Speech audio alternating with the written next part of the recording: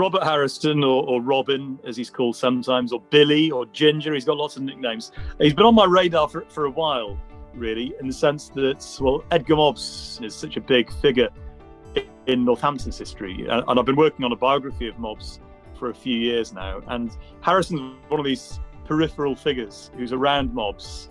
He's the fly half of that team for Edgar Mobbs. So I was aware of him as a player and how highly he was regarded and spoken of by Mobbs and his contemporaries. And then actually, just over the last couple of years, I also became aware of this Argentina tour to 1910. The World Rugby Museum had been tweeting about it recently, and I looked at a couple of photographs, and I looked up a little bit more, and I spotted Harrison in some of these photographs, which struck me as, well, quite odd that here he was, someone who was apparently a Lion, but has no recognition really as saints as such.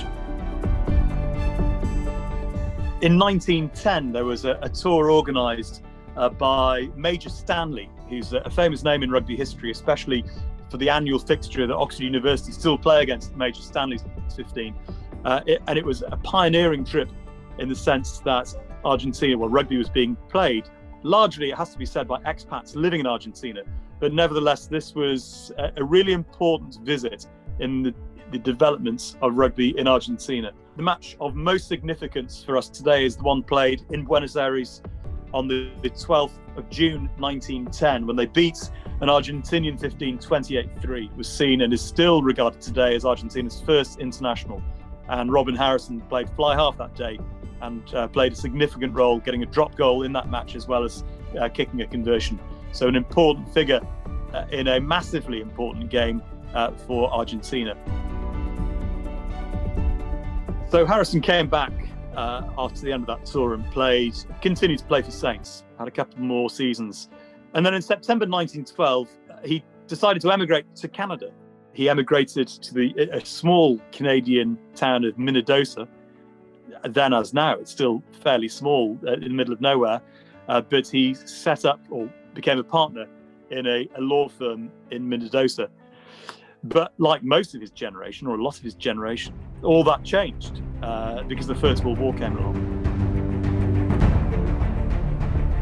So at first glance, Harrison's First World War looks relatively ordinary. That after training in England, he was over in northern France, around Vimy, with the Western Cavalry, the 5th Battalion, where he was a subaltern. He wasn't there very long, and while he was there, not a great deal happened. That looked like it might have been the end of his action, really, but if you look really closely in his service record, you'll see these words which really stand out once you've spotted it, that he went off on a secret mission. Extraordinary. I've never seen these words in a service record like this before. That Harrison volunteered to join a special mission to the Caucasus region. That the Allies were worried that the Turks and the Germans would go through the Caucasus, through the Caspian Sea, to seize the oil fields. And also the British were worried that they would threaten the northwest border of India. That was their concern.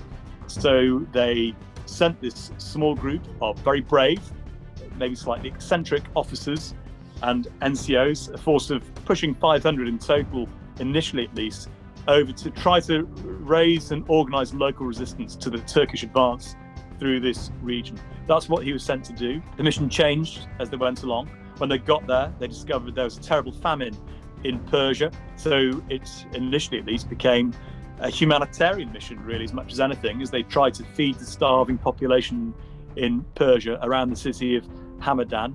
The force split and they all started to do different jobs.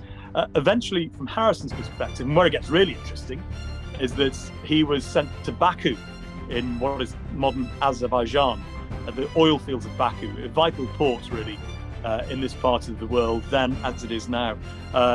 Largely populated by Armenians, Christian Armenians at the time, and Russian Cossacks as well, under threat of the Turkish army who were moving towards them. And he was sent there, and he was given command.